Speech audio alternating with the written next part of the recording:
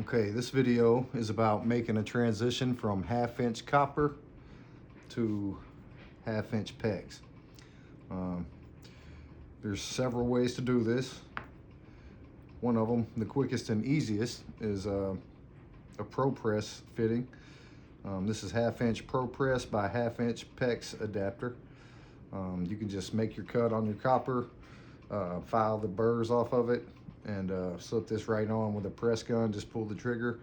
There's an O-ring inside it. I'm not sure if you can see that, but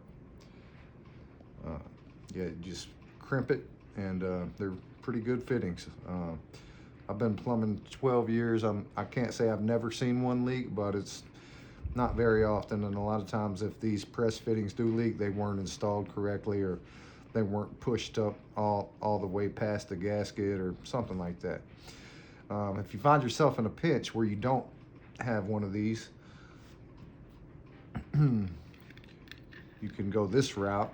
Of course, again, another press fitting, but this, as far as the copper conversion, it can be a sweat fitting, even a shark bite fitting. So, but yeah, so this is a 1/2 inch ProPress male adapter.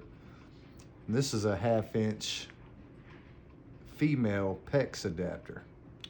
So with these, to prep this male, this is Blue Monster Teflon tape, 1/2 inch. It's pretty much all I use, but there's a bunch of brands out there. I believe the manufacturer calls for 3 to 5 wraps. I usually do 4, so 2, 3, 4. Yeah. And there's a huge controversy amongst plumbers, whether you use tape and no dope, or dope and no tape, or tape then dope, or dope then tape. And my advice to anybody coming up in the trade is whatever works best for you, whatever you get the most results, the best results with. Not only with water but gas applications, I tape then dope. This is Megalot thread sealant pipe dope sling. I'm not going to actually dope this because I'm not really using it right now, but yeah, so you dab some dope around those threads also. Soup your adapter up. Now,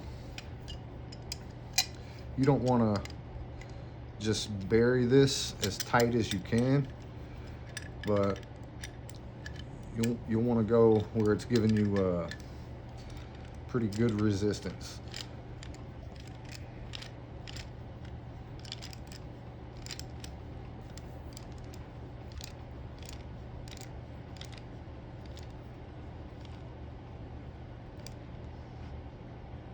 Not like that. Three, four threads showing is about right. So from there, you would put it. If this is a sweat fitting you're using, I would make this connection before you solder it. That way, you won't have to be torquing down on those fittings after a fresh solder joint, because that could compromise your joint if you're not careful. But yeah, so from here, you've converted from copper to PEX. So now you just take off with PEX. If you'll notice on these fittings, they have little rings on the PEX side. If you can picture it without the pipe, you'll want this ring right about with those middle two. So as you can see, it's about an 1/8 inch to your first ring there. So slip your ring on, and these particular rings are side pinch rings. There's other rings, but I prefer side pinch if I'm using PEX. So yep, and that's about the right distance off the base of your fitting there. So you just take these side pinch PEX crimpers.